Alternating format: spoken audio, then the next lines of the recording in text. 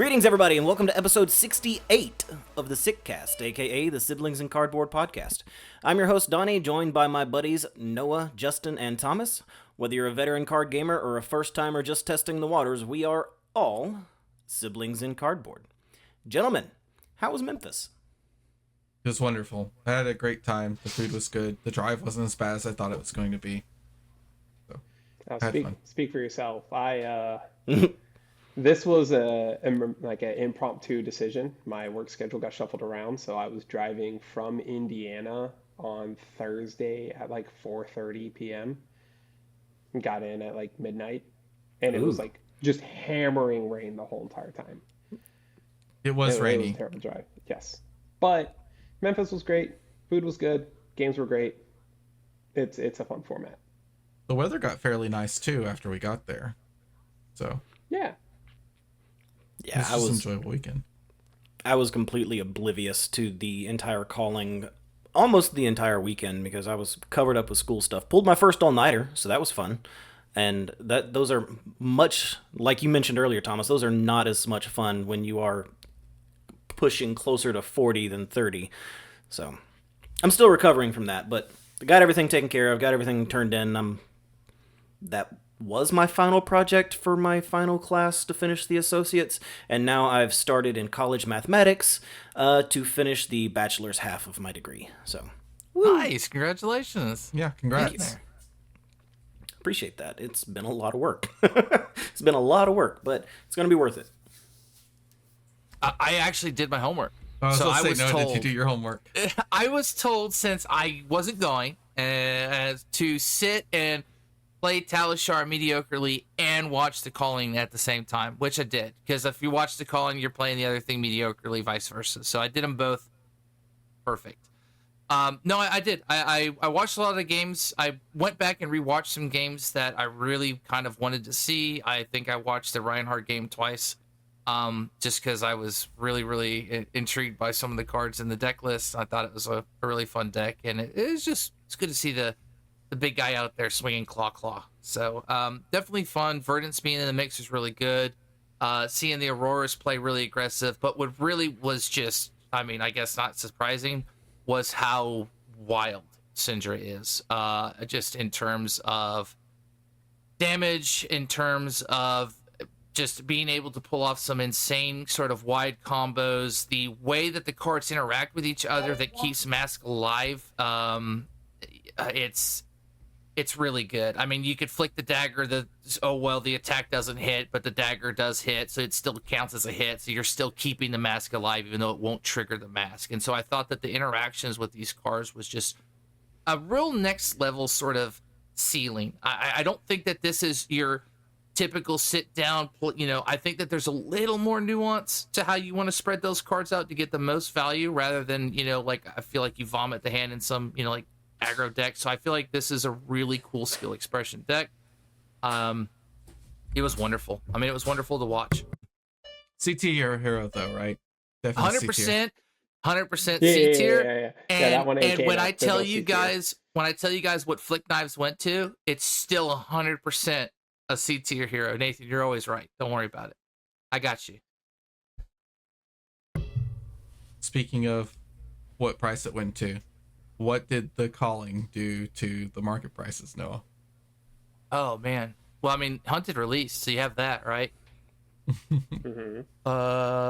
Dude, we know the pre-sale prices dropped. These are not the prices you guys saw on TCG Player, but by the gods, the Friday morning prices on cards were wild at the vendor. Dude, holy moly. If you were a vendor on Friday, congratulations, brother. I know you paid a fortune to get your booth. I know you earned your cash. You earned your spot, on Friday. I was just trying, I was missing a card and I had to, find it. And I went to, 3 different vendors and they were all sold out. So it was everybody was, selling out of their stock at, higher prices, too. I was good on you guys. You did it. Oh, yeah. I'm sure it was a madhouse to scramble to get those cards. Man, where to start? I guess let's just start out with it. So, I think I remember telling Thomas when we were over the weekend that I got some Flick Knives because I was man, I sold out really quickly on them. And I was this kind of sucks. Now I don't even have a pair for myself. So I went on eBay and I found a few around like the 90-95 mark, and I felt okay about it. I was like, that's pretty good. They were 120, 130 at the time. I was like, it was pretty good. They are $185 right now for rainbow foil flick knives. That's right. We're almost $200. Everybody is about to run not only the cinder stocks up, meaning she's about to LL faster than I think we've ever. Hold on, I'll slow my roll. She might not be that unbeatable, I don't know, but if she's she'll really go that good. Fast. Feels good. But flick knives, when you account for all the different decks that can use it that are actually relevant, because there's Slippy's going to be relevant, Mario's going to be relevant. Let's be real. It's not surprising.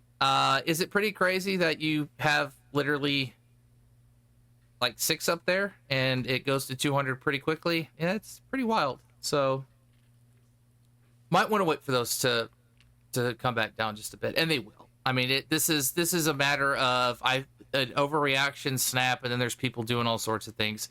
People will put them up. You'll see it. They'll undercut each other. Give it like 2 or 3 days. It'll go back down 160, 140. I mean, it'll take some time, but it'll drop back down. But that's just a place to start with. I guess we'll just kick into some cards that we know are probably going to be on everybody's radar. There was a lot I passed over. I didn't go over every Majestic. There's just too many of them.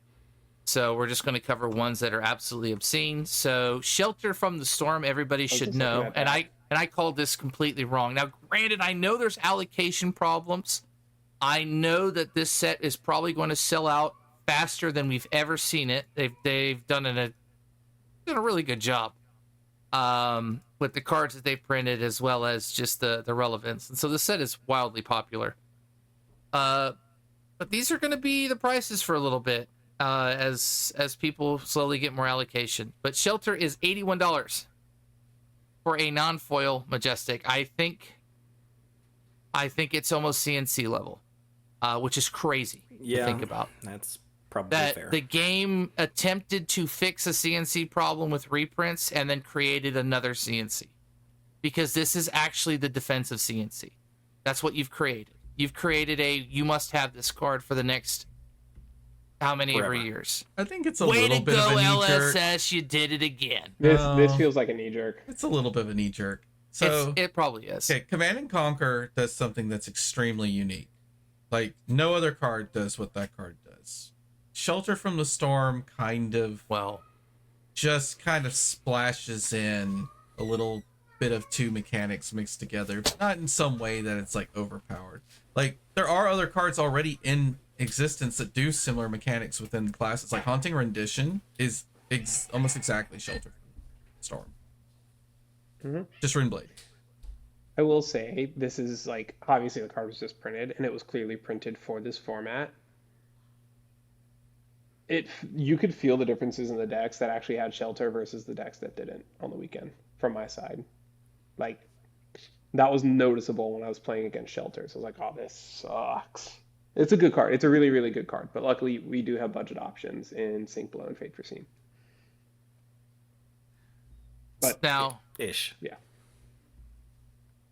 I just want to remind everybody that about on release day, right? 31st is when it released. Mm-hmm. Mm-hmm. They were around $50. So I just think that was like pretty wild. the speculative price. Like at the vendor, I think they were $90 minimum. You're trying to buy them from the vendor. So 82 is reasonable by that standard, I guess. But I think these will maybe go down in price as more of them go. And people... It also feels like every box has a Shelter, or every case. I feel like anybody who's like shown me pictures of those pulls, there's always like a Shelter in the case. Yeah. Speaking- I got 2. Speaking of I got cases, 2 of I them. opened an Extended Art Command and Conquer. Nice. It was Very Emma's nice. box, but I'll talk about that during story time, where I sniped like almost $400 or $500 worth of value in 4 packs from Emma's Whoa. box. Yeah, Easy. Okay. All right. Well, I want the Command and Conquer, just so we're aware. You Just so get- it's on I think record. Emma already sold it off, so you're out of luck. Yeah, I think it took maybe 24 hours for me to sell my Shelter, the EA Shelter that I pulled out of my case. That long? You should have It took sold me it. that long. I think it was less than 24 hours. Somebody called dibs like almost immediately when I posted the picture. Yeah, I was late to it, and so I didn't try. I was like, you probably already sold it. But like, I was like, I want that EA. Speaking of EA, that's the next card. Whoa, what do you guys think the EA price is right now on TCG Player For Shelter of the Storm?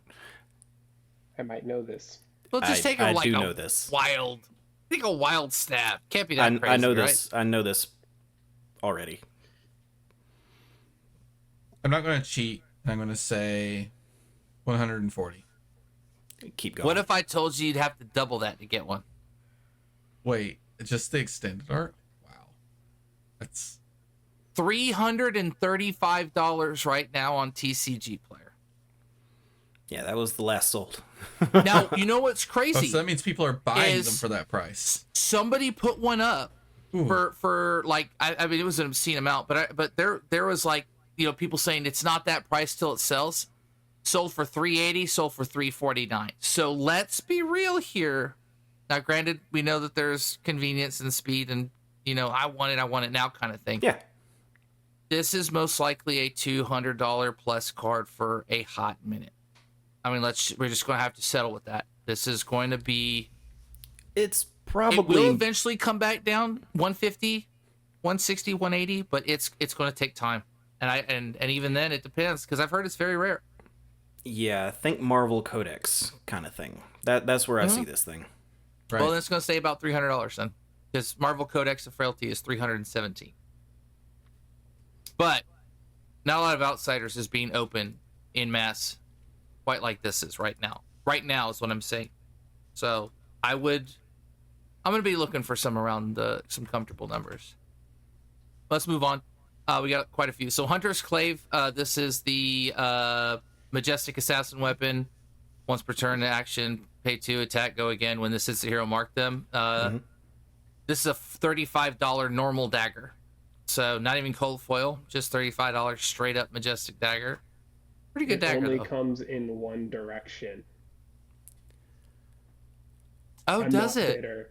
Yes, and I'm not bitter about it at all. It's fine. Well, Just run some other dagger then. right. And Does it you come just- cold foil out of the set? The Hunter's Yeah, Clave? it does. It does. is Okay. $75 for the cold foil, Oh. which is actually not that bad, because I think All things that's right considered, that's about recoverable. Yeah. right about where the daggers normally come out at, like Nerf Scalpel. I think they, they're usually in that $50, $60, $70 range, so it really isn't that crazy. Oath of Loyalty is the Draconic action, attack action, 0, cost 0, 4 attack, 3 block. This may only be played if it's the first action of your turn. When this is played until the end of the turn, you may only play cards that are Draconic. Just wanted to highlight it because it was one of the more expensive Majestics at $20. So it has a good strong spot. Feels like the Just a Nick or the Persuasive Prognosis, which are about that $20 range right now. So it feels like that, but for Draconic, where Assassins are having that, like your staples. Save for Bloodshed is the one with the very noticeable art, and that's $17. And that is the 0 for, cost 0. It's a Assassin Warrior action, 3 block. Your next dagger attack this turn gets +4. The next time you hit a marked hero with a dagger this turn, draw a card. So really good card. Card is very good. $17, not too bad. That card is insane.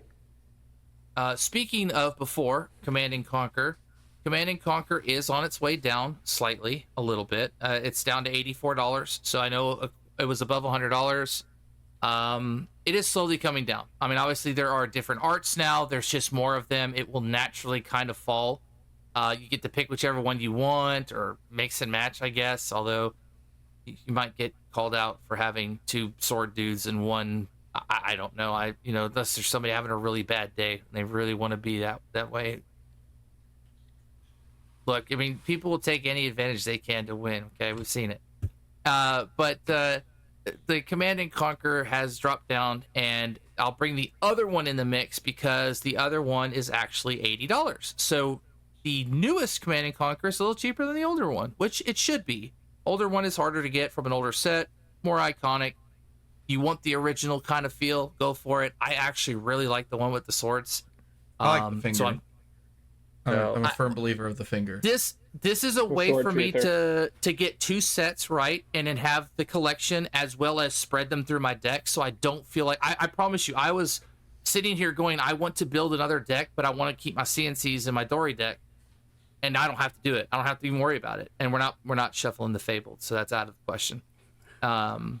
They're never going to be in play. But CNC, I think, will continue to kind of fall. I think it was a good move. I think it will really help. Snag is still on the rise. Hold on a second. I didn't actually hear what you said. The sword version of CNC was at. So sword version's at 80, and the normal version is at 84 for near mint. So Lovely. like a $4 difference. So that like if the sword version is cheaper than the old one, that means it's successfully doing its job. It is helping drive the price of Command and Conquer down, which is good. Well, yeah, and just like 2 weeks ago, we talked about it. CNC was about $100, and I was like, "This is actually getting out of hand because this set's hard to get." Like, yes, Arcane Rising is so hard to get, unless you're getting these white border CNCs, which is also hard to get. You're not getting CNCs. Snag should be on everybody's radar. Just get a play set. I mean, they're $30 in climbing. They're probably going to hit 35, 40. I refuse. No. You got to get yourself some snags. Like I'm the same way. Back when they were 15, I was like, that's crazy. I don't want these. I feel bad. I feel bad not getting a set at 15. Everybody knows what Snag does. We've talked about it 100 times. Mask of Momentum is actually going up again. There's a couple of things and reasons. We'll talk about that, obviously. I think there's some main reasons, but yeah, why would that be? Mask of Momentum's at the 115, which I think is pretty aptly priced for that. It's a W2R Majestic. We talked about this back when it was criminally low, and I told everybody that's pretty criminal for that mask. I give you guys like 6 months in advance. I'm telling you, it's You really not, do. You really do. It's for your guys' benefit. I promise. I'm really not out there like now they're gonna buy all my masks. I promise. Like there are weird things I speculate on, like Vipox, where I have like 80 copies of it, but that's it. Okay, like I don't know you'll about see that one, it one Chief. day. Oh yeah, It doesn't have the word dagger on the bottom of it. If it did, If it goes from like a 2-cent card to a 3-cent card, like that's just stonks, dude. All right, that's what we're looking at. I mean, we're looking at the marginal gains, just a little bit. We just want a little bit. But Mask Momentum should be on everybody's radar. We'll also give you an honorary mention that I think Mopple, Mask of the Pouncing Lynx, actually will continue to rise. I've been seeing some of mine sell. Reason being is you can snag Retrace the Past. And I've been seeing some Katsu things going with some wild chains. Mopple's bad. So we'll see. Hey, Retrace the Past is going to be a staple card because they've created it. There's no... that's it. Yeah, and Katsu, yeah. For Katsu. This is specifically for Katsu. The same way that the Underwhelming Gust Wave will be a staple because they created it solely for Katsu. So if anybody is out there thinking these cards won't get played, it's quite the opposite. Dude, moppling for Retrace the Past sounds so bad. That line that I looked at, it was you pretty can fun. you can mopple for Salt the Wind. You can mopple for Tenacity. You used to be able to mopple for Blue Bonds of Ancestry. But Retrace the Past is technically Blue Bonds. No, it's not. No, not even close. Blue Bonds at home. No, Blue Bonds Still is no. like guaranteed I like need to 8 banish points a card value. and add a card and be able to play a card. Okay. Yeah, Anyway, But no, Retrace is still a good card, but it's not. it is not not Bonds. Bonds. I feel like if you're breaking Mopple to grab Retrace, like you're having a tough game. I don't know. I'll let maybe when Zen goes, someone we who's get spending Bonds time back. on Katsu figure it out. you'll see some things from the original ninja. That's Ira, but she's already doing some things. But the other original ninja. I had just a Nick up here, but we already went over it. It's about $20. I think the assassin cards are they're kind of, they're not slowly getting their rise, but just Nick and Persuasive have kind of come up from that 15, 16 range and put them into a $20 Majestic. That's it. They've just moved up one tier. I think they pretty much hover around 20 for a while. The deck is so relevant, and there's other assassins coming in and getting into the same card pool. Same thing with Ancestral Empowerment, also very hard to get from one of those older sets. This is a WTR Majestic. This is the attack reaction that says target ninja attack action card gets +1 and draw a card. This is at $10 per Majestic right now, which it was about a $5 or $6 card. It'll go up a little bit. It's hard to get if you don't want white border cards. I'd pick up a pair. And then keep it on it. Last card, Grains of Blood Spill, is at $90. I think it actually could potentially hit 100, depending on if the Warriors actually show some resilience in the meta. I've got my reservations about it just because I don't know if you can squeak out enough value, and Duwield already has enough problems with wide decks. It can't necessarily block the way that you'd want to and then present. It's I don't know, it's weird because I feel like one of its hardest matchups is like a really aggressive wide fire Zen. It just, you can't block all those attacks. You end up leaking in certain situations and places where you just can't afford to. Still fun though, still a good deck. I don't think it's poised poorly, but Grains is definitely a front runner in that. Well, if you struggle into go wide decks, this is probably not your meta. That's kind of why I'm like off on it. This would have to be a highly aggressive dual deck that is looking to deal metric amounts of damage rather than I think doing the whole story is still fine. Play back and forth. I think you could create a very aggressive list to have a great. You could be a wide deck too, but it would need to be designed that way, and you'd have to cut your defensiveness just a bit. You have a 3-card 20 that you could do 3 times a game. Like it is a really good turn. It feels good. You don't threaten any relevant on hits though. Usually. It's just damn. I've got a funny story time about relevant on hits. Go ahead, because that's it. Oh, okay. You didn't mention quick dodge flexors. I just want to mention it's $120, but at the convention center, it was like a minimum of 140, and I think I saw it being sold as high as 190 on Thursday night. Wow. Oh yeah, I tried to get my copy on Friday morning, and the only vendor that had a pair had them at 195 because they sold out of their lower copies. They were like selling them in like price brackets, increments, yeah, and all the lower increments sold out. I was like, oh well, I'll just wait. It's fine. Okay, so calling story time now. Yeah, go for it. Let's do it. I want to hear it. All right, so I played Riptide. It was pretty fun. I was the one of Riptide that got to day 2, and there were 4 of us. Damien, a friend of mine, also played Riptide, a very similar list to mine, but I went a little bit more blue heavy because I wanted to have a bit more game into like Arcane, and I really wanted consistency to shoot those like really disruptive 1-cost arrows, and it worked out. So round 1 was into a Prism, which was pretty surprising. It's not a bad matchup, but it is a spooky matchup. I kind of need to see the tar pit traps so that I can ignore at least 1 Herald a turn. I saw them. I won the game. That's so funny. Dude, tar pit trap is so good versus Prism. Like That's so funny. You either completely ignore the first big Herald they throw at you, or you like cover the first Herald and then you can ignore the second Herald.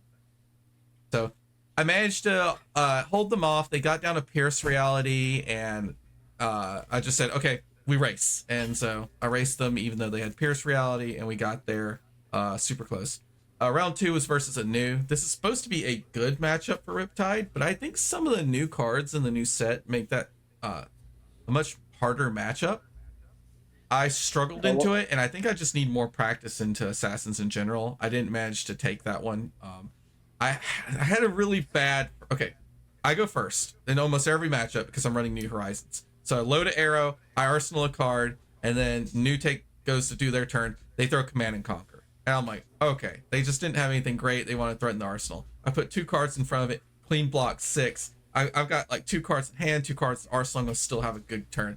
And then they're like, double transcend with one of them grain tips the scale. Push Command and Conquer to 7. Double transcend, activate mask, and I lose a double arsenal, the 2 cards I blocked with, and they rip one of the cards out of my hand. That's pretty good. And so that's how the rest of the game went, by the way. Like, it was just that over and over again. I finally had like the sickest hand ever. Like I would have presented like 25 damage in 1 turn, and they're just like disrupt you, rip all your cards up to bits. I think I got masked like 6 times. They even did a shuffle. They did stir the pot like midway through the game and started drawing their chi again. Oh man, it was brutal. Nope. Yep. Round No 3. blessings though, right? Just like regular. No, regular it was. aggressive stuff. It was. So Oh, it was blessed? yeah, it was. Ooh. So yeah, so I was stuff all around. getting disrupted, and they were gaining life, and man, so I couldn't even do like any huge like pushes to try to rip cards out of their hand because they had that life buffer on me. Then I played against a Mario, Arachne Marionette, and I do lose to one during day 2, but this first one during day 1, I'm sorry, I creamed him. Like, I cleaned his clock. Like, there was just every time he tried to do something, I had exactly the answer for it. Like, he wanted to keep a big hand, I shoot a remorseless at the end of the chain. Like, so that he would play multiple attacks and stuff, at least 2 attacks and lose life, and struggles with that. And then he like one time he keeps a whole hand, I collapse and trap his whole hand out of him. Yeah. Oh. Then he goes, Love it. dude. And then he goes. He got to do a Bonds of Agony, and I get to snag it. So I block it with 1 card. I snag it after he like sends it up to So 3, hateful. and then he's like, "Okay, I'm going to Tarantula Toxin your 1 card that you block with," and I'm like, "I'm going to Spike Pick Trap you out from Arsenal." And so not only did he go all in on this Bonds of Agony, he ended up taking like 2 or 3 damage. He got a Bloodrot Pox token, and lost like 3 life to the Spike Pit Trap. Like, it was just brutal stuff. And so my deck did the thing, and his deck tried to do the thing, but mine countered it. That kind of thing happened. It was pretty comical how rough it was for him. Then round 4 was against Josh Law. He saw me and said, "Oh no." I would be feeling the same way, even with dual wield, because I know what he's on. Because he sees me. He sees my Shrek hat. He's like, and he knows I'm playing Riptide, and he's like, "Oh no." And I'm like, "Dude, don't worry, Josh. You are the mathiest of the math man. I think you can math out how to beat me." And man, he was slapping the crap out of me with the 3 swing. Hatchet. Dude, the 3 swing is so brutal. And even with the frailty tokens and stuff, there's a point where he's at 32 and I'm at 16. And I'm just like, wow. I'm literally a 3 swing away from being priced into blocking every turn. And then I just start drawing the traps and drawing the disruptive hands and destroying his arsenal consistently over and over again. And I work my way down, and I kill him with a Bloodrot Trap and a Spike Pit Trap on the same turn. Nice. I think I dealt him 7 damage on his turn. That's pretty good, right? Yeah. Wow. You know, wizards do damage on their opponent's turn, right? Like, that's how that works. That's their niche. Nope. That's why Riptide's at 38 health, right? Right. Yeah. He's an honorary wizard. Okay. And then I played against my buddy Pierre on Enigma, and he knows how to beat me because he's in that group of playtesters that I sit with. So he's played against Riptide. He's played against Damien a ton of times. So he knows, like, don't activate the traps, right? Just do the big hits. So he's dropping down the Rage Specters, doing the big hits. And this is a close game. It's like down to nothing. Literally the only trap he triggered the entire game was a Desperation Mirror Guy to try to push some damage, and I Tar Pit Trap and pop his Mirror Guy.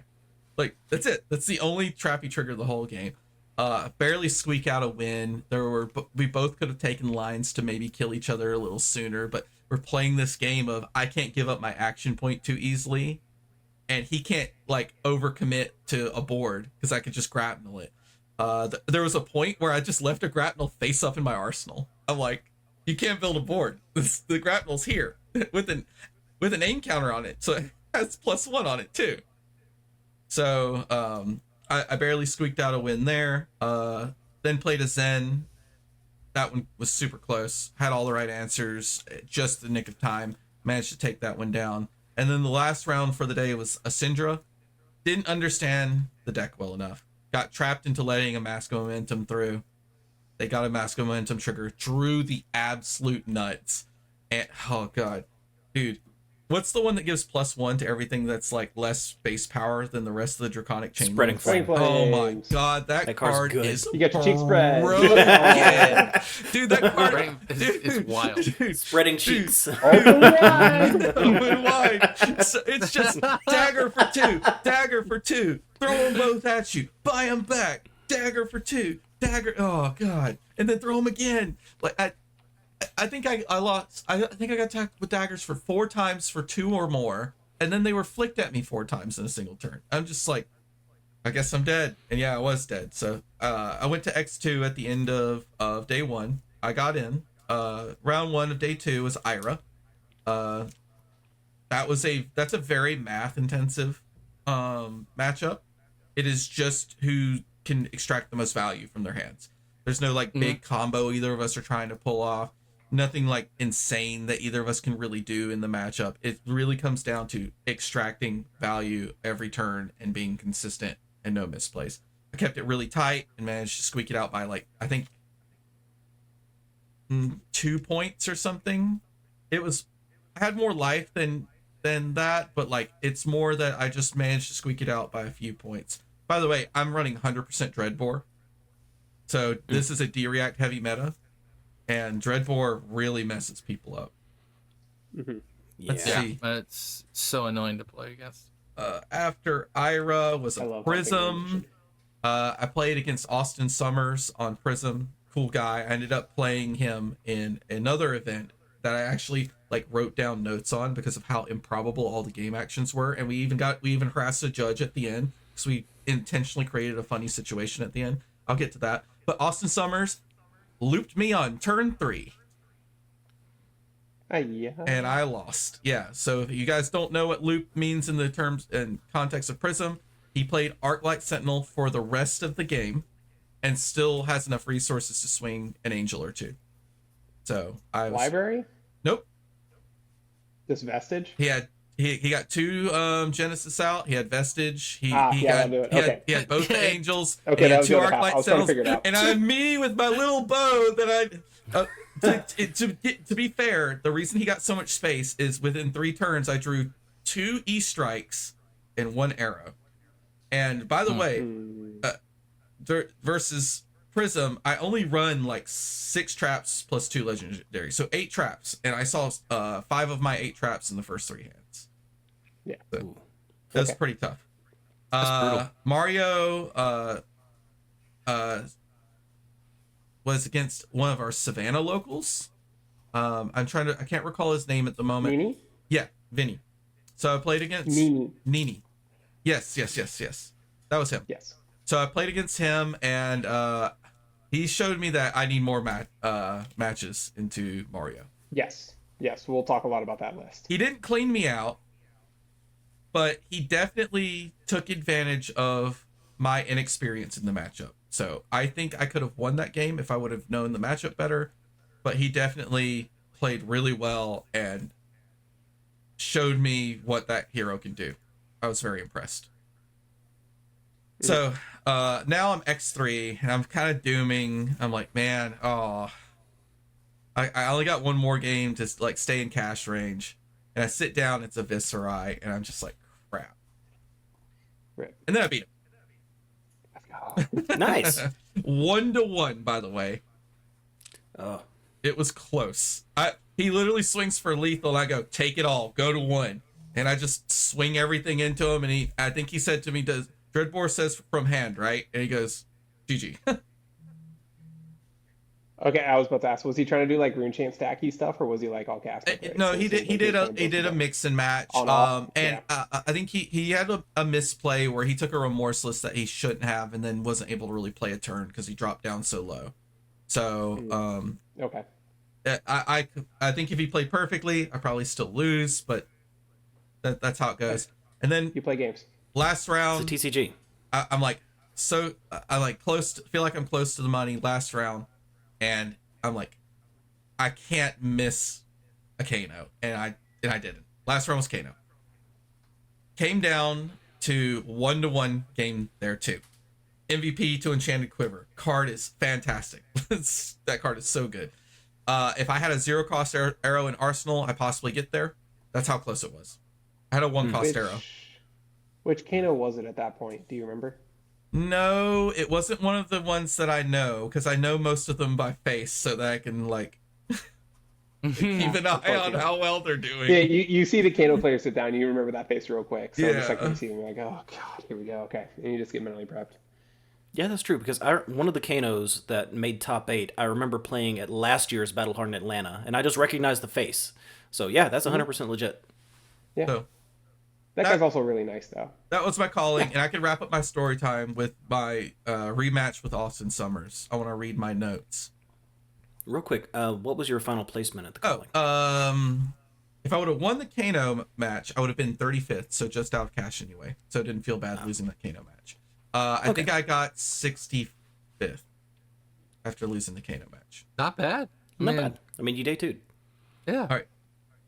So the Prism game, Austin Summers, he's still on Vestige. So I sit down, I see him in gym going into a side event. I'm like, oh, here we go again. And he recognized my name because we had, even though he looped me, like we have a good time.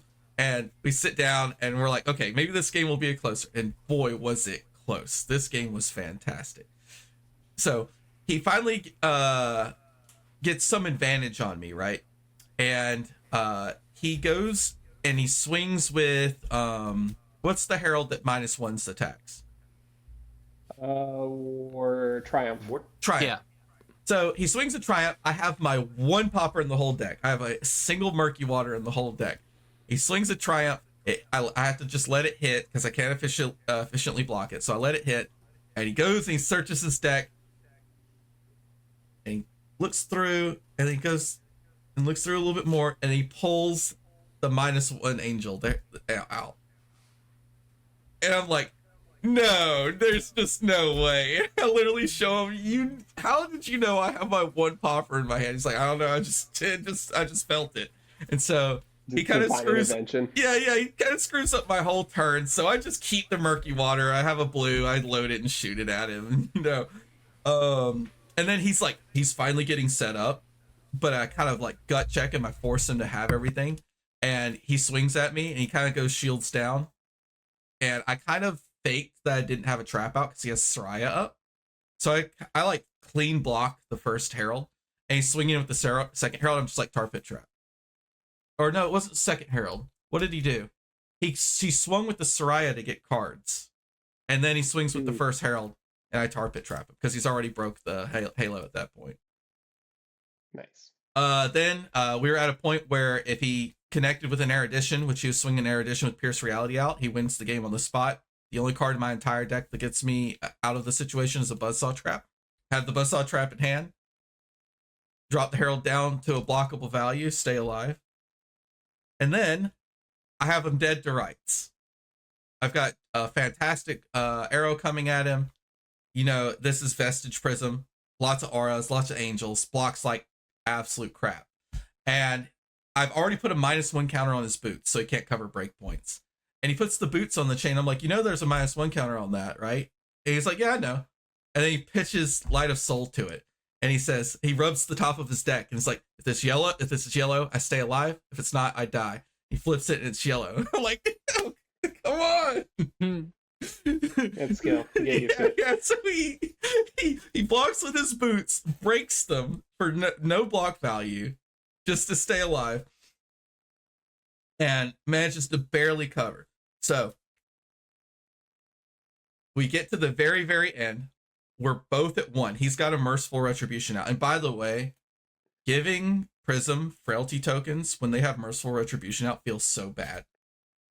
Because you're just paying yourself for one. Because you almost never get any value out of it because they're like they might have a Herald in Arsenal. And you're just getting pinged for 1 arcane when they break at the end of turn. So it just feels so stupid giving them frailty. But what am I going to just not pump the arrow? So he's at 2. No, he's at 3. I'm at 1. And I go, I've got a fun interaction. Triple Blood Rot, shoot Murkmire Grapnel, and ask him to cover the value or die. and we have to do a judge call because the judge call is when blood rot breaks, who dies first. Oh, with merciful, that's funny. Yeah, yeah. So he can Uh, only block 9 of the 10. So he takes 1 damage and goes to 2. So the blood rot's going to kill him. And so we call a judge, and the judge comes by and determines that the prism does die. The prism will die first. And so because you were the one who gave him the tokens, therefore you get priority control over them. no, it's that you fully It's resolve like the the stone rain token. thing. You fully resolve the token. It's interaction, but it's just like if you shoot a bunch. If you Okay, kill the no, that prism makes sense. when the shields break, Yeah, the that makes prism sense. will die because they took the damage to prevent the damage, right? Yes, yeah, this makes sense. So Okay. same thing as the Blood Rot Pox token. So we get the ruling, and it's really funny because we go to the next turn, and he just goes, I pitch a blue to not die to Blood Rot Pox. You take 1 arcane. And I go, you got me. Best game I had all weekend. I really wanted to recount that. And Austin Summers, despite in the calling ALS looping me on turn 3, I forgive you because the second game was so much fun. Nice. All right, your turn. Story time. All right. Good So question I was didn't know if I story. was going. I didn't know I was going to this event until Thursday at like 2 in the afternoon. It was like very up in the air. I wasn't planning on going. I was helping other people prep their decks that they were going to bring. Um, I had a work situation change to where, as I said earlier, like I was now coming from Indy, and I was like, if I finish the job, if I wake up stupid early, take care of the job, finish it by a reasonable time, I can make it. And that's exactly what we did. So we brought my bag. I grabbed like very minimal extra cards. I'm like putting my deck list together the night before with like what I do and don't have. I find out I don't have Tunic or Crown of Providence with me. So I'm like having to like find and borrow cards all over the place. But one thing that I did actually have access to was Kano. And the whole entire drive down from Indy to Memphis, I was thinking about Kano. And I was like, I should bring Kano. It is a good call for this weekend. And the reason why Kano was a good call for this weekend and will continue to be a good call is that I thought Assassin is really, really strong right now. And why does that matter? How to deal with most of these assassins right now for a lot of decks is to load up on D reacts. There's a couple decks that just say all gas, no brakes, but most decks are loading up on 9 defensive cards plus. And if you have a normal equipment suite, it is very hard for you now to fit Oasis in your sideboard. You can have the AB, you can have the Spell Void, but it is now very hard to actually fit the card Oasis Respite in your sideboard. Mm-hmm. And so I kept thinking about it. I was just living rent free in my head for this like 7.5 hour drive. And I was like, all right, I'll go to the hotel. I'll see how much of the Kano deck I can put together. I'll roll a dice. We'll figure it out. And I rolled the dice. Unfortunately, it came up Viserai. So we went Viserai instead of Kano, and that has been haunting me ever since. Because if we go through my rounds, it was a crazy good Kano tournament for me. Round one, because I asked every single opponent after I played them how much AB they had, just out of curiosity. Round one was AB1, CYB new, with Arcane Lantern, not even Spell Void, no Oasis, no nothing. That's So, greedy. yes. So, She's dead. you know, he would have been dead. He was still dead in our game, in the actual game that we played as Viserai. I think the opponent was kind of newer to the matchup. They weren't like just casting out CYBs while I was building up Rune Champs, which is like a big deal in the matchup. And I kind of ran him over. I also just saw like I had really good D-React turns, like his bonds Justinic for 13 got covered up perfectly and all that kind of stuff. So, like if your opponent's just gonna have it on like your big bonds, they're just gonna have it, and I did. Mm-hmm. So whatever. So I won that game. My next game is against one of the Viserais who actually top aided the Battle Harden. I want to say his name was Paul. Let me get his name here. Was it Rich Paul's? Rich Pauls, yes. Him and Mm-hmm. I played a horrid game that neither of us ever want to talk about ever again. So I just asked him what his AB situation was instead. It was AB3, no Tierra, 12 blues. So, which is a good setup for Kano. Like that's perfectly fine. That's what I would want to see as Kano. Um, but I win that matchup. I think I'm just more comfortable in the Viserai matchup in the Viserai mirror than a lot of Viserai people are because I've been playing the deck for since the starting this game. And the mirror, even though it's changed its iterations between like Mauve, Shrill, whatever, to like its current iteration of like Rune Chant, on off turn, all that kind of stuff, like there are certain through lines that are still there about like how to strand cards in your opponent's hands. I'm really good at it, so I kept doing it. Sorry, so we won that one. Uh, so 2-0, feeling good. Good start to the tournament, considering I had no clue I was playing 24 hours earlier, or 12 hours earlier, or whatever, 16 hours earlier. The next round is Marionette. Now this is a full. They did have the 3 pieces of Widowmaker, but they only had 7 blues, 7 or 8 blues in the whole list, and 9 yellows. If I remember right, is what we talked about. It still probably does okay, just because it's Spell Void It 3. does okay, and overall on the weekend they were like their group was good into Kano, Mm-hmm. but I think I still would rather have played Kano than this in that matchup because he put me in a blender. Um, if you look at our life totals, it's very close. It was 2-3, but that list, and it's the same group that Nini was working with, Yeah, Nini. right? Okay.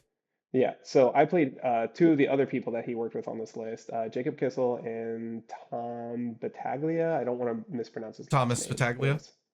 Yeah, him. Good player. Played both of them. Super, super nice people. Awesome. We talked a lot about the deck. I'm super interested in Arachne Marionette. I've been working on this deck a lot. They had a very different take on it. It was very red line, and they played things like Mark the Prey, like the red 0 for 3 stealth. It's like mark people, so that it's basically scar for a scar that blocks 3 once you get the deck rolling.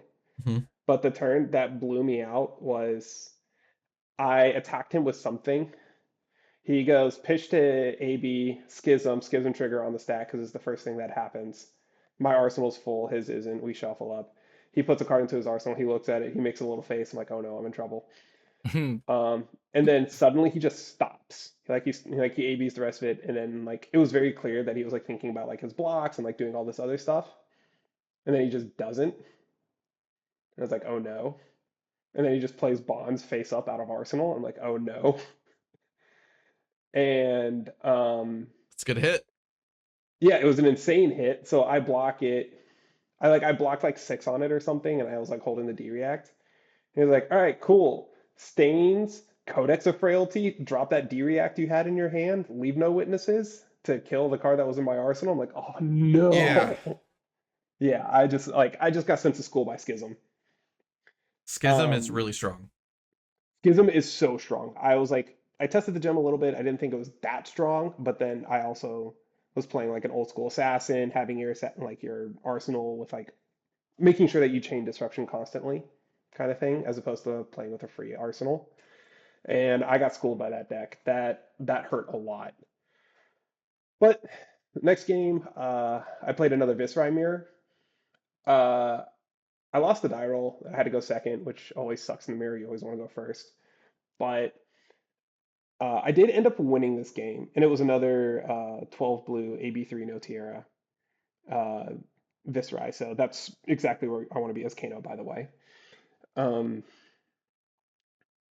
so I think I won this one because they were on 6 drawn to the Dark Dimensions, and I was on 0. I was on Hocus Pocus instead, and some other card, I can't remember.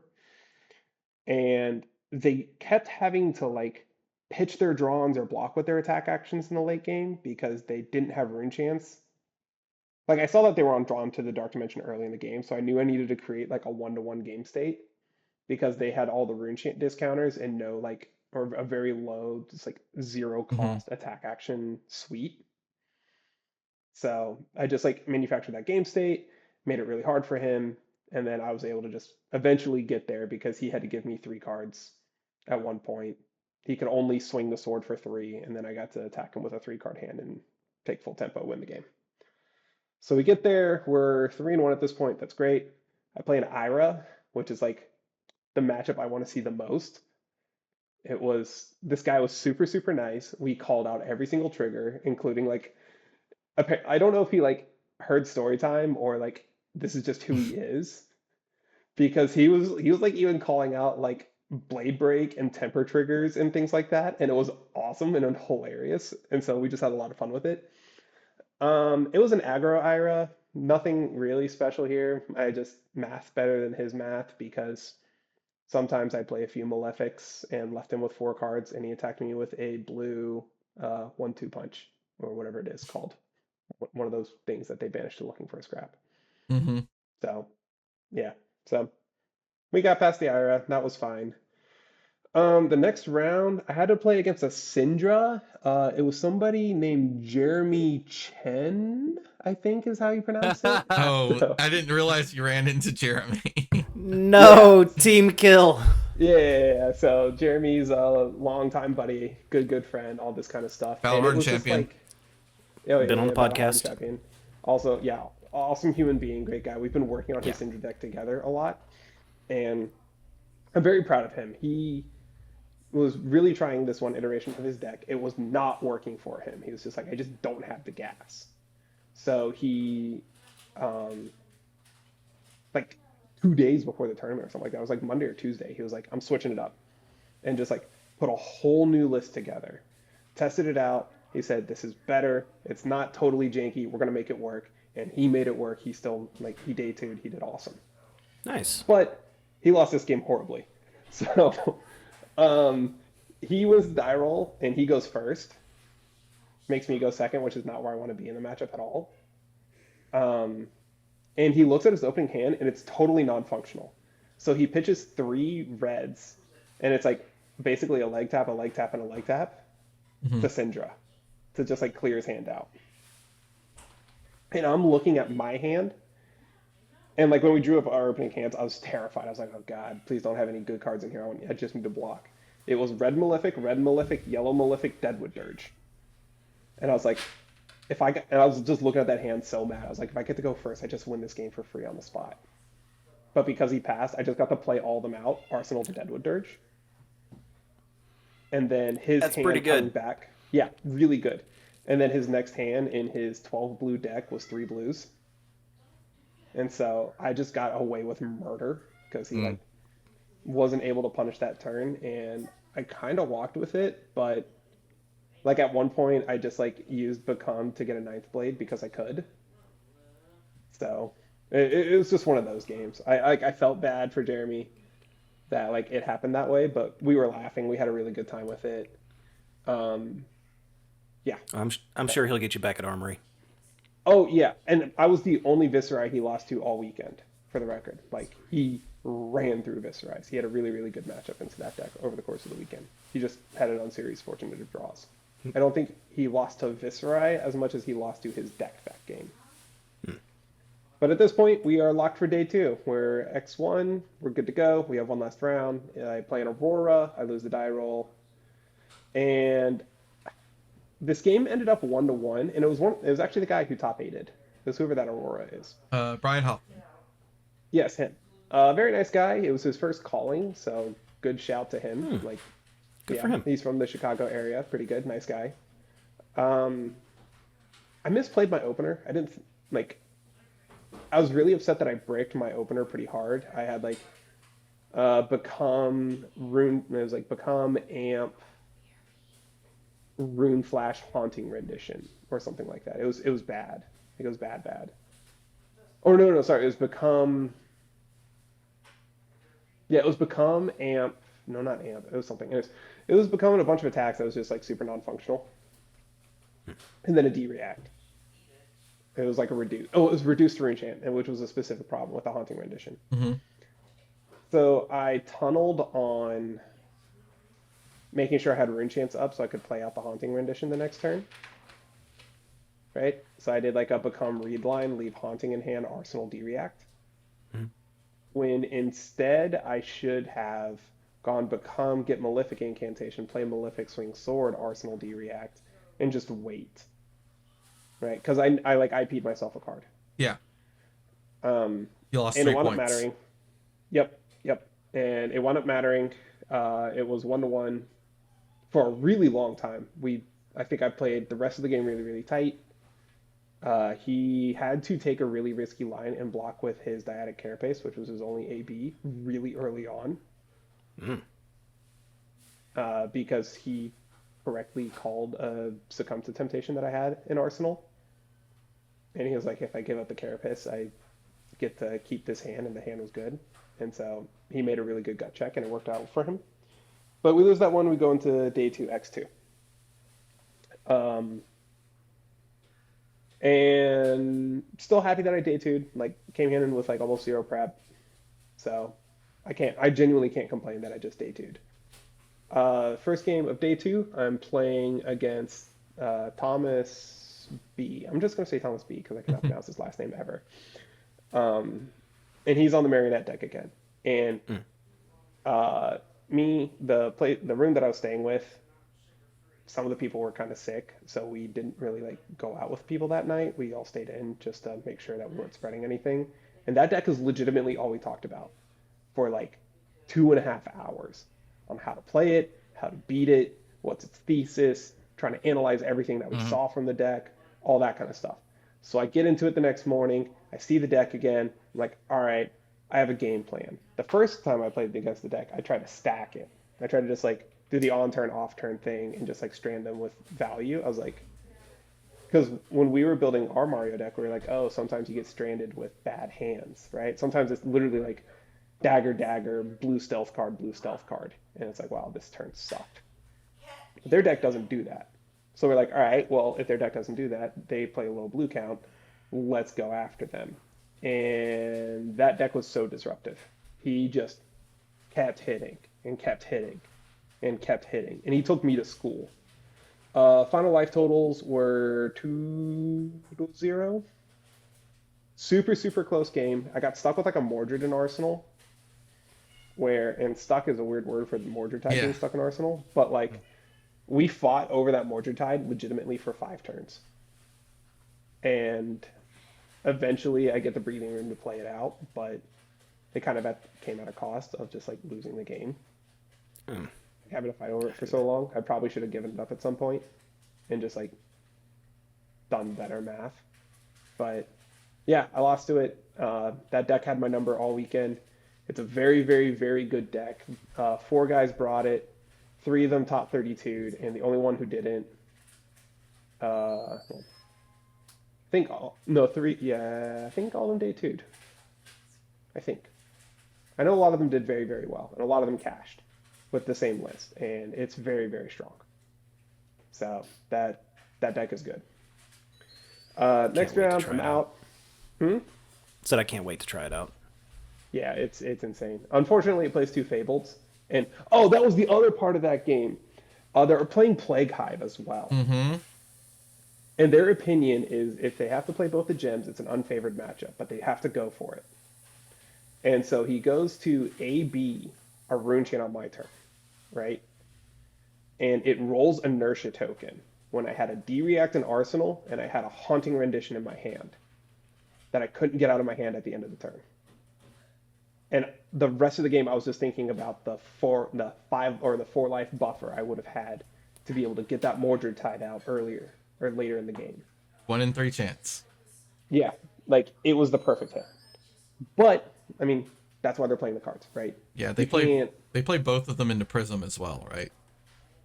I believe, I don't know. Because the Blood Rot Box token messes the Prism up, and the Chaos Gem Schism is hilarious versus Prism. Because it can put an Angel into their arsenal. Oh, you put a Figment in Arsenal. You put a Figment into Arsenal. You could put Light of Soul into Arsenal. You could put a 4-cost Aura into Arsenal. It's just stuck there. Anyway, go ahead. Yeah, okay, it can do. That's pretty funny. Yeah, but yeah, so that deck list is sweet. Talked with them for a while after the game. Super, super nice guy. Really interesting to talk to. Had some very interesting thoughts. The other play besides the Plague Hive that won him the game was attacking me with a red Reaper's Call. Because it was red. Everybody else had been playing blue Reaper's Call. But I'm looking at my life pad, before he presented lethal, I was at 2. And he killed me with Exactsies. Like it was like a mantle +2 to kill. And if it was a blue Reaper's Call that he attacked me with, I am at 4. I get to keep my hand, and I get to attack him back for lethal with a 3-card hand. Mm-hmm. So we talked, I was like, yeah, the game actually didn't end on turn 1 because that was his turn 1 attack was a red Reaper's Call, but like it mattered a ton. And so we talked about that as well. Anyways, super interesting game. Then the next game was my favorite game of the weekend. I played against a Dawnblade Dory. There we And go. yeah, it was the only Dory who day two'd. Super awesome guy from Louisiana. We talked all that stuff. It's great. But he's like, he flips up over all of his equipment and then he like slow rolls his headpiece. And he's like, what headpiece do you think I'm on? And I was like, I don't know, Northern Hood, because he didn't have any other AB up. And he just flips over Counter Providence. And he says, now we ball. And Like, I would do the same thing. You're on Viscera, and in my head, I'm thinking, I don't want it. I don't even care. Just have it. You just take it. Yeah. It'll make the game faster. AB, absolutely not. Roll with it. So I was his only Viscerai loss on the weekend. He was like, that made him like 3-1 into Viscerai. So like his plan works. But unfortunately for him, one of our locals is a Dory enthusiast, and him and I stayed up until 3 a.m. at one tournament, like just hammering out what Dory does and like how Dory works, and like when to fight over the first sword swing and when to fight over the second sword swing. And the game came down to me letting a Dawn Blade that had Steel Blade Supremacy on it hit. So that way I could fight him over the second sword swing and make sure that like he doesn't get the counter. I can face perk properly there. And like make the card draw that he had irrelevant. And whenever like I didn't block the first one, he just looked at me and he was just like, oh no, you've played this matchup before. Yeah, I've played this matchup before.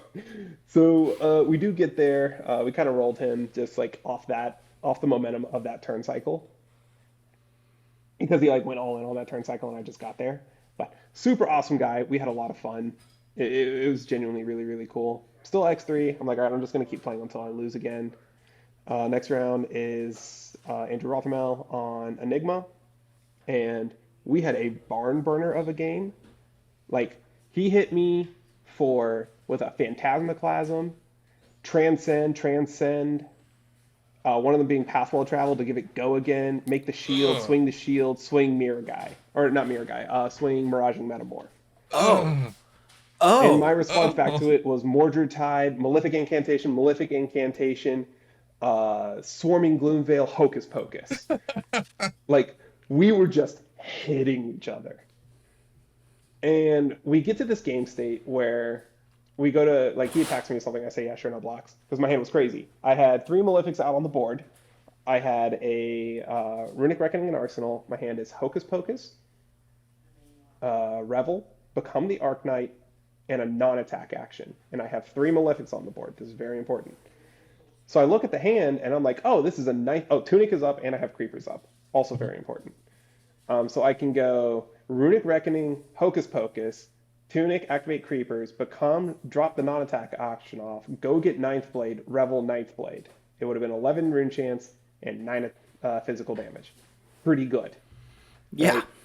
Right? And this would have... and that would have presented lethal. And so I go, Runic Reckoning, Hocus Pocus, and he says, thinking. I'm like, oh no, what are you thinking about? And he was just like, I'm going to ripple away here. I knew it was coming. And I just looked at it and I was like, oh no. So the line, I had to pan, because like I had 3 cards left in my hand at that point. I had to do something. So I went Tunic, Tunic Creepers, drop off the non-attack action, go get Swarming Gloomveil. And I attacked with the Swarming Gloomveil for 4 and 2 rune chance, as opposed to 9 and 11 rune chance. A bit less. So that, so that was a ripple away for 14 value. Wow. Final life totals were 2 to 3. So I'm not salty. I'm not bitter. It's fine. Everything's okay. Why would I be upset about that one? And at that point, whenever I got rippled away like that, I was like, or whenever I lost that game, I was like, all right, you know what? We're just done with this tournament. We're just going to drive home. We're going to get a good night's sleep that night. We're going to be okay. We still day two'd, had a good time. But that was a crazy ripple away. It was insane. The ripple away that probably stole a cash out, right? Yeah, because his next opponent would have been who I played then. And his next opponent was like one of the free matchups for Riptide. I want to say it was like the last Ira hanging out up there, or the Verdants or Viscerai. something. Yeah. Yeah, so I was like, oh well, that would have been X3 and cashed. So, wah, wah. But you know what? It is what it is. We still had a good run. I had a good time. I was glad I could go, and I have no complaints that I made it. So, the Calling Memphis meta was pretty interesting. It was, as expected, very, very Viscerai heavy. Unexpectedly, not terribly Zen heavy. And he also did badly. He did kind of bad at this tournament. Yeah, Really? I'm excited to break into the stats and figure out why he didn't do so well. Like what matchup was like haunting him. Yeah, I'm not sure. Like my goal was to come in and dodge the Viscerais, and I did a good job of that. And my deck was really good into the meta if it avoided Viscerai. So I'm happy that worked out. But the meta was extremely Viscerai heavy. And then, like, notably, 11 Kanos, 8 of them day 2ing. When I went and looked at the day 2 as Riptide, I said, uh-oh.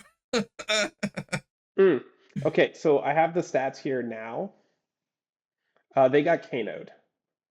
Oh, really? Yeah, That's they so got Kano'd. funny. Because so they're playing greedy. They Yes. don't think Kano's going to show Yes. up. So they're running like Yes. AB1 if. Like, Yeah. yeah, it's just AB1 because of Viscerai. Yeah. And they're getting cooked. Awesome. Yeah. Yeah. Okay. Yeah, they got Kano'd. So top 8 of Calling Memphis was 2 News, Viscerai, 2 Viscerais, 2 Kanos, Syndra, and Aurora, with Syndra taking it down.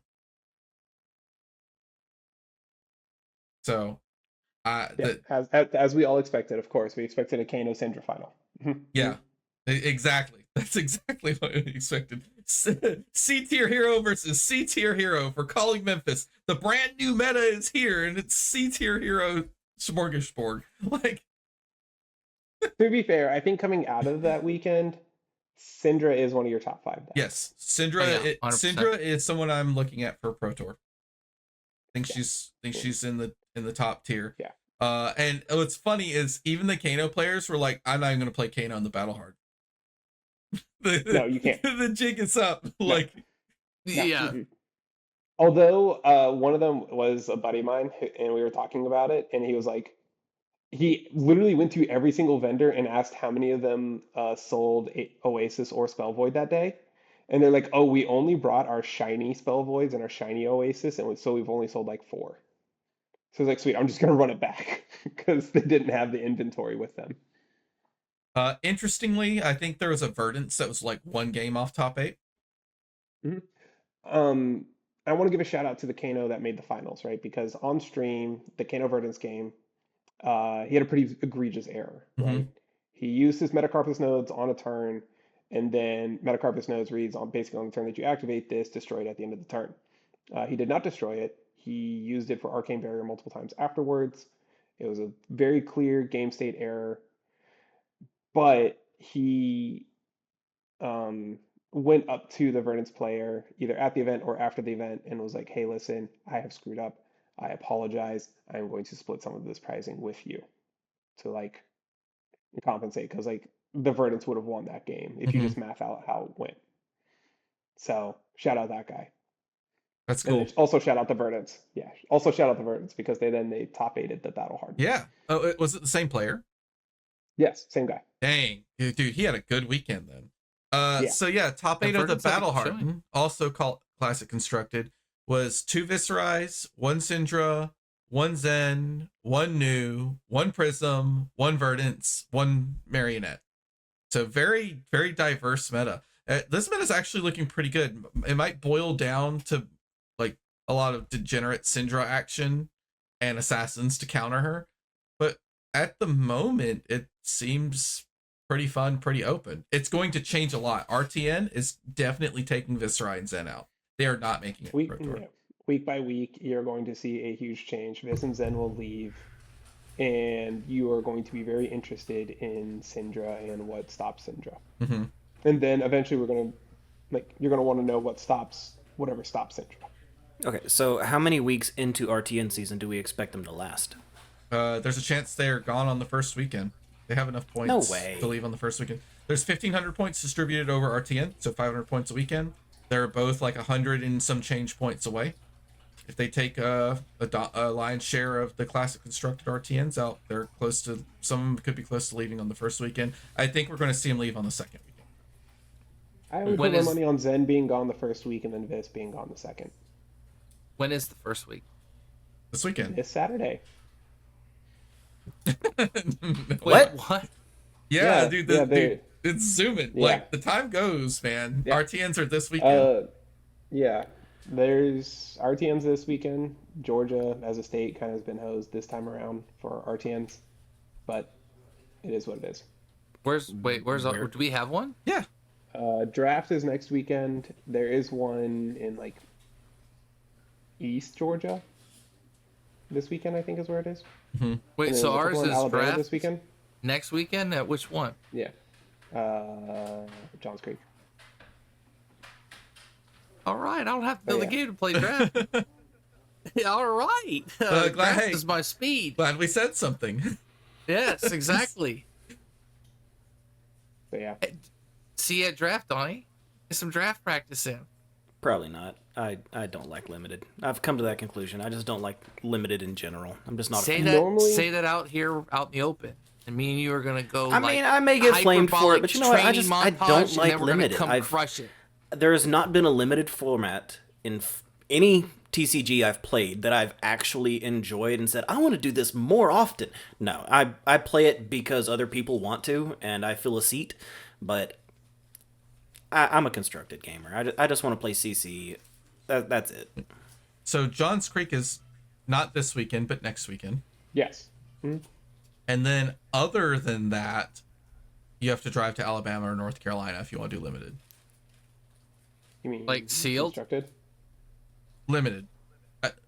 I'm saying if like you have one chance to do limited if limited is your thing in Georgia, and then after that you're either driving to Huntsville or Charlotte, and then everything else is even farther. If you're a classic constructed person in Georgia, your options are Express TCG, which is in Augusta. That's not too bad. I've been there before. Then after that, you are going to the next closest one is in Tennessee, in Alabama. And then there's technically another one in Georgia, but it's farther away than the Tennessee one and the Alabama one for most of us Atlanta folks. Wow. Yep. Yeah. Georgia did not It's get a out. lot of RTNs this time. See you guys next Luckily- weekend. Yeah, we'll figure it out. But yeah, so this is going to be a very interesting RTN season. I can't wait to see like each week develop because it'll just be madness with a few heroes leaving. If we look at the Living Legend bracket, I'm pulling it up right now because you can kind of figure out who's going to go, right? Yeah, I think at the start of the calling they talked about it. Like they had the like on the stream, they were talking about the top 10 heroes on the Living Legend board and the heroes that we could possibly see gone this year. And Oh, Five's gone. yeah. Is he though? Okay. He's okay. He's not Syndra. He's still good, and someone's gonna bring Fi and forget that they could have registered Syndra for like 3 RTNs, and he'll win. So Right, but he's there are only 1,500 points that are going to be distributed over the course of the RTN. They like put a cap on it or something. That's how it works. So 1,500 points per RTN season. So if you think there's 1,500 points that have to be distributed, Zen only needs 105 to go away. Viscerai only needs 175 to go away. Azalea only needs 182 to go away. Fi She might only not needs go, though. 204 to go away.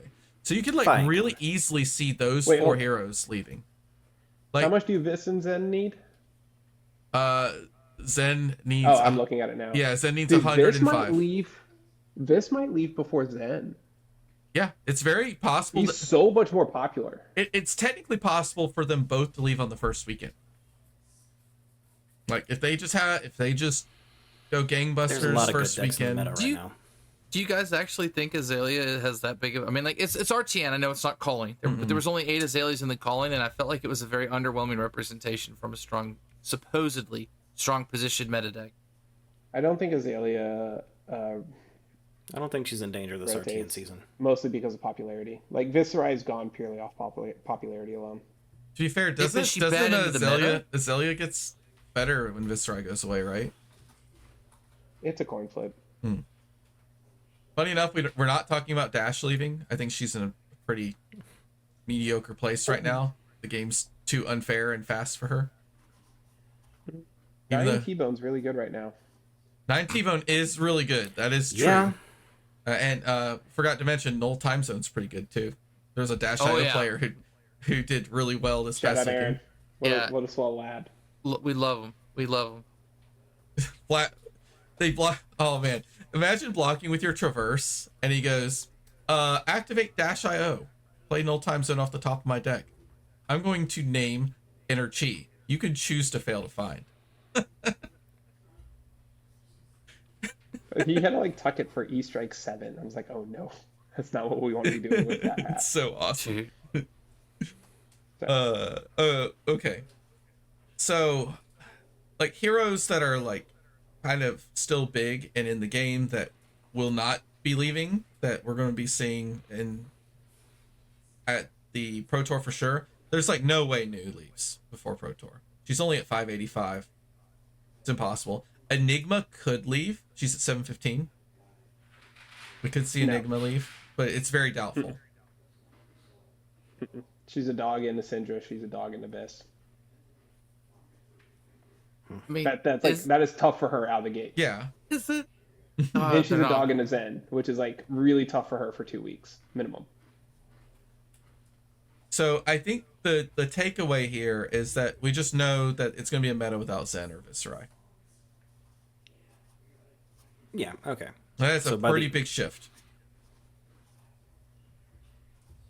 Maybe at the bigger events, but I don't know how much of a shift that's going to be locally. I mean, I'm just thinking too small scale, play but whatever they want to play. Yeah. Locals are going to play whatever they play. I'm thinking about like the ProQuest Plus, Battle Hardened level and up. Just not having Viscerai at all in the meta is going to have a huge effect on that. It changes a lot. All the like 21 blue decks that have just been getting absolutely punished by being a 21 blue deck into Viscerai suddenly get to play the game. Like Ira becomes way more appealing. Florian becomes way more appealing. Like that style of deck. The Guardians become more appealing. It's crazy. Okay. Break out the crayons because I don't understand that. Why does 21 blues matter? Because the deck is slower and Viscerai's got a broken hero power. Okay. So, well, not so much that. I've had a joke for a while. Well, 21 to 24 blue decks is a thing that I've like. It's a category of deck that I've been sitting on, where your deck, you play that many blues because you need 1 blue a turn to function, right? Think about like Florian needs that 1 blue to play Felling of the Crown, right? That kind of thing, or like Cadaverous Tilling. Like your big plays require a blue. You need that blue. Ira needs to go Kadachi Thing, or Kadachi CNC, right? Her turns are non-threatening without that blue, right? Viscerai is taxing your blues, right?